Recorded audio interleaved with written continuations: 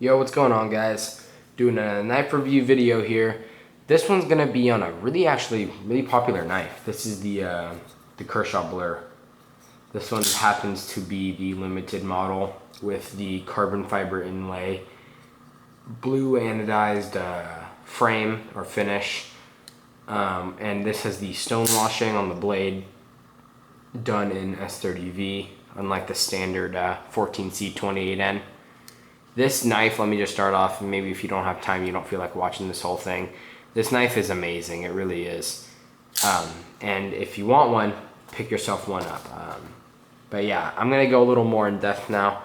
I'm tightening up the pivot real quick. It's a little loose since I just disassembled and cleaned it, sorry. But this knife is, actually, first off, the first thing you see with a knife is the looks, and this thing is beautiful. The standard Blur is kind of plain, more tactical, with the Track Tech inserts, the rubber inserts. This has a carbon fiber insert. Let me actually zoom in on it for you. It's got the carbon fiber silver twill inlay with the blue anodized frame, like I was saying. Just overall, such a beautiful piece. Love the look of this thing. Show you the stone washing over here. Very nice even stone wash, very nice edge even on both sides. Ground very thin, which makes it an amazing slicer. You know, the classic Blur thumb studs, very ingenious. Sorry, it keeps popping in and out of focus. Hold on, it's about to focus, come on, come on. And zoom out a little bit.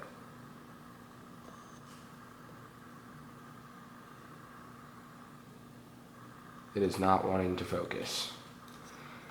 But yeah, the thumb studs are great. You guys know about that. Sorry about the camera trouble. I don't know if I mentioned this. It is a brand new camera. My first time filming with it, so I'm still going to be getting used to it. But hopefully you get really good footage out of it. But yeah, good thumb studs that are angled, so it makes this opening a lot easier. The traction on the thumb stud is really aggressive though. I guess the kind of jimping on the thumb stud tears up your skin. I mean, your skin will get all lodged in there. But this is a liner lock. Pretty thin liner lock, but I mean, haven't really had problems. I think the older Blurs had problems with the liner locks. Nothing Fancy said something about that.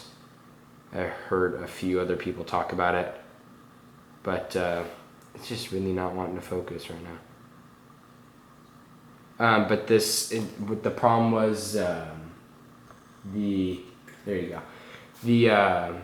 If you were to go like this, it would actually have this lock, the lock would, you could see it moving back and forth. Now this does have a little up and down play, very, very little amount, but that only came about after I took it apart just right before this video, but I wanted to throw up the video while I had the time. But I've had that happen one other time and I was able to eliminate it. So I'm pretty sure I can do that again. Because remember, this is still, you know, it's really not a super high-end blade, but it does have really high-end materials and good looks. No side-to-side play at all, just that little tad bit of up and down. When I take the assist out, the assist torsion bar, I put it in just for the video so you guys can see how it counts. It doesn't have that play. Like, I don't know why, it's just really weird. But you could always send that into Kershaw with their amazing warranty. This has the, like I said, the S30V blade steel. So this has S30V, as it says right there, it's a Canonian design. Still trying to get this, I'm still working out the kinks with this camera. But it's a Canonian design. Hopefully you can see that. Canonian, there's the model number if you want to pick one up.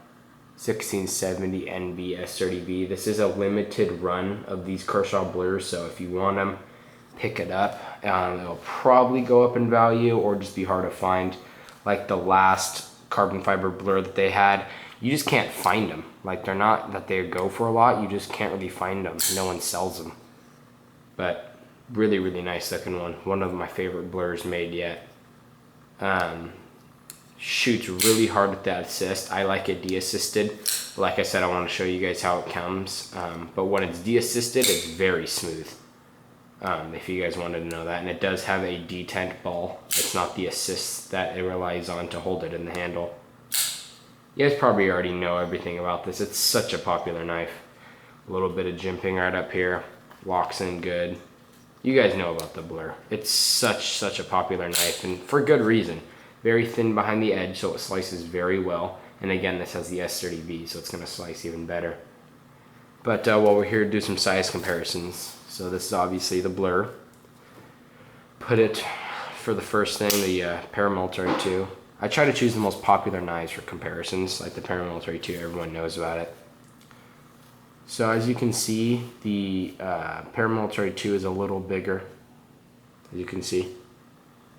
Not a whole big difference, but something to note.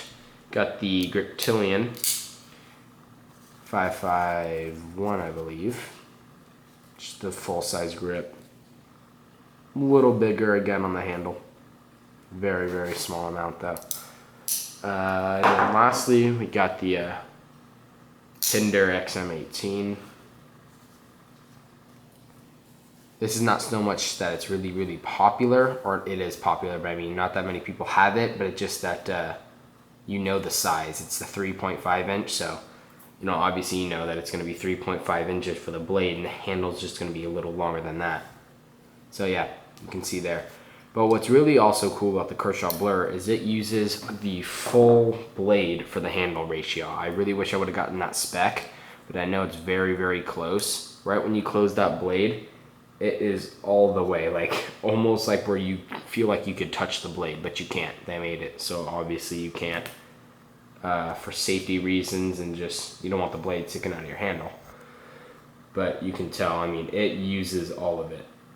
All that handle, which I love. I hate unproportioned knives. I don't know why. It's just been a thing where I just hate the look. Just the overall, I don't know, it just kind of bugs me. Like the Para 2.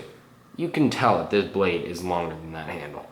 Pretty obvious. It's not a huge problem for me, but it just, I don't know, just at times it kind of bugs me. But yeah, overall this knife is really great. I really love this knife. It just has a great feel in hand overall. I don't really think there's that many knives out in this price range. Made in the USA, you get the carbon fiber, really good looks, S30V steel, all those things for the low price point. I think this thing was a $115 shipped.